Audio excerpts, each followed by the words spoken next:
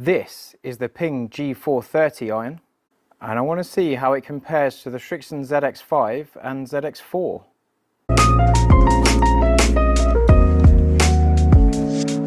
All of these golf clubs are designed to be nice and forgiving. They're designed to help you hit the ball higher and longer. They're designed to help you reduce the curve that you get on the shot. Ultimately, custom fitting is a very important element of this. But toe to toe, I just want to see what they do. I couldn't hit that much straight if I tried. I've got the pin at 200. Get in the hole. Nice. That's a very good start. One thing I've found with the G430 irons is that they do go a long way. There's a couple of reasons that they do go a long way, and I've specifically selected a Srixon ZX5 because it spins a little bit more with your wedges and your irons. It's that sort of golf ball, because I noticed that the spin was very low with these irons using a lesser golf ball. However, that did encourage the ball to go a bit further for me, which was fun, but I want to make sure I'm getting the spin to land and stop on the green.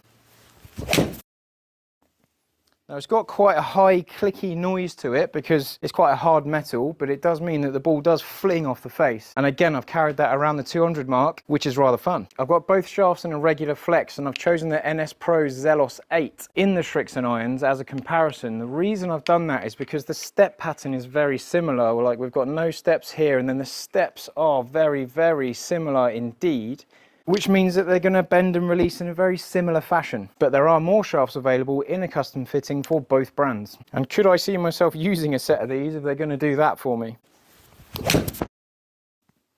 Oh, lovely. I'm trying to hole this shot, and I'm not quite holding it.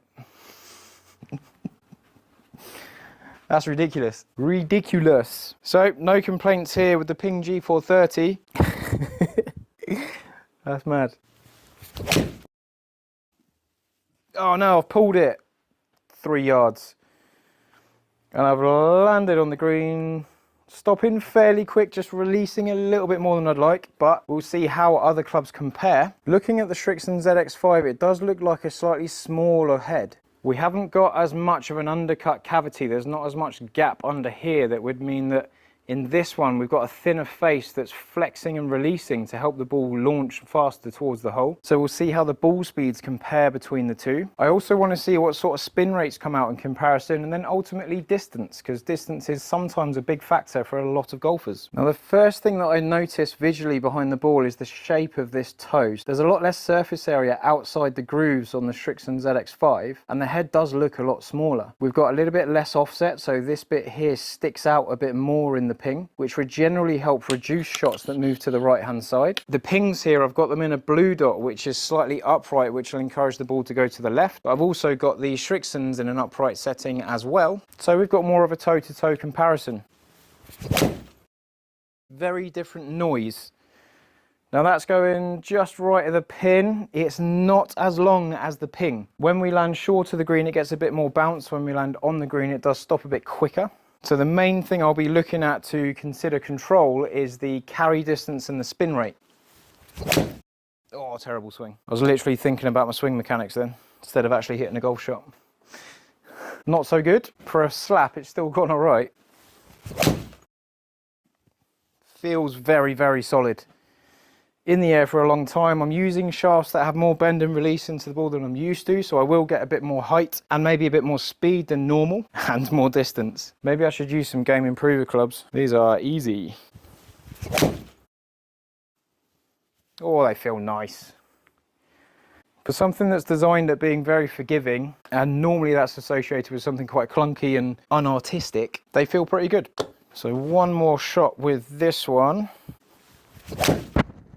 Tiny bit thin, but I'm still hitting the same shot, so I'll take that every day of the week. So I'm going to take this shot out of here because it was a particularly bad strike, and you can see how uniform the carry is there apart from that one shot. So if we ignore that one, and are there any anomalies in the ping? The ping is very consistent. Nice. So we've got 4 shots against 4 shots. I know it's a small pool of data, however, the speed on the ping slightly faster. The launch angle very similar. The variance in the launch angle tight. Variance in the spin slightly tighter better with the Srixon, which is something I generally find, but that difference is not bad at all. Spin with the Srixon is much higher, so we're getting more land and stop on the green with that higher spin rate. Carry, we're 7 yards different, but we do have a slight difference in loft, which will contribute to that. All in all, the dispersion rings at the top here are fairly similar, just that difference in distance that is ultimately coming from a little bit of loft and maybe a bit of extra technology in the ping regarding the thickness and speed that comes from the face, which we see down here. So I think the ping has got a little bit more technology in terms of how the ball gets launched off the face, which is equated to a few more yards in carry. So I'm going to put the same shaft on the Srixon ZX4, which is also geared up to fling the ball a bit further. So the Srixon ZX4, quite a clean leading edge, so not much offset there compared to the ping. The ping just sticks out a little bit more here. Each to their own on that one. We've got a bit more space on that toe area, which is something that I visually see straight away when I'm comparing them. I've got a bit more surface area here to see in the ping, which makes the face look bigger. Top edge is a bit thicker in the ZX4, a little bit cleaner in the G430, but the length of the blade is a bit more similar, so we're getting a little bit bigger in the head with the ZX4. With the ZX4, we've got a hole in the end. The head on this is hollow, so it lets the air come out in the manufacturing process, so they can get the face thinner to get more bend and release off there and fill it inside with a material to take away some of the shock and vibrations of the shot. Squeaky. So we're a bit more similar in loft compared to the ping. We're a bit more similar in technology that helps the ball go further. Very different in noise. Whoops. 200 carry. Drop and stop. I've only hit one shot, but we've caught up in ball speed so far, so we'll see how the spins average out. You see ping in a lot more golf bags, but Srixon is on the rise, and I'm not surprised with these clubs. Thin and horrible, I will take that. 192 carry, nice. Striped it. God, that's in the air for a long time. Wow. 206. It wasn't particularly faster, it was just lower spin. So when it's lower spinning, it cuts through the air more and travels further. When it spins, it resists more and stops quicker on the green. So you'll get that variance within different swings, and you'll also get that variance within different designs of golf clubs. So that's why we look at a grouping and an average between two clubs.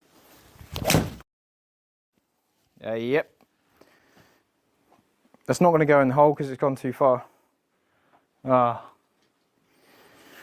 Only 204. Showing off. I'm quite enjoying all of these clubs. You can see why I've got a ZX4 in the 4-iron. Like, I just need, if I had the ZX4s all the way through the bag, I would just need an extra wedge because the pitching wedge would be like my 9-iron. Right, I'm going to call that my last swing with that club because my hands are getting a little bit sweaty. Lovely. Very healthy. I'm just going to hit one more ping to see if it does what it did in the other first 4 shots, and because it's quite nice. Very nice. Ooh, lovely. I think that's basically done exactly what the other 4 did. Rather consistent. So going into the ZX4, we're like marginally faster. We've got a bit more variance in speed. I would put a lot of that down to my variance in ball striking, but we get a nice pattern. Spin rate, very similar to the ping. Carry, 1 yard different to the ping. Both of them very, very fun clubs. So the yellow ring up here is the ping.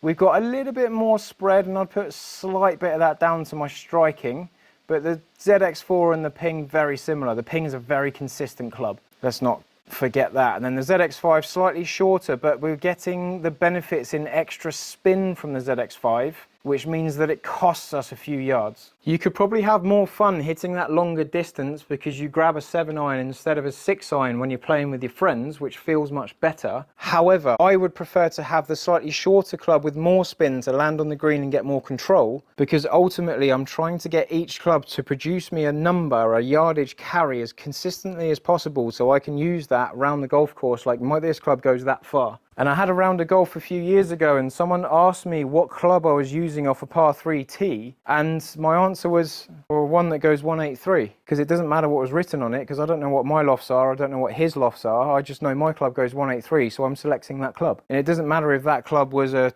205 or a 150, just know your numbers. Now, the more you play, the better you get, the more consistent your carry is going to be. If you have like a 20-yard variance in carry, absolutely fine. We're trying to get down the road to get a 15-yard variance. We're trying to improve and get better and get a 10-yard variance. We're just trying to get better as we go along. Hopefully you like that comparison between the PING G430 and the Srixon ZX4 being very similar in performance to each other. And then maybe get thinking about what do you see in terms of spin rates and things on the golf course or in a fitting. Make sure we're not getting 3,500, 4,000 spin off a 7-iron, because yes, it goes further, but it doesn't stop as easily. Unless you land the ball short of the green and roll it up to the green most of the time, then you're going to make sure that happens. So go and try them out for yourself, see how they compare, but I think the ZX4s and the G430s are very similar.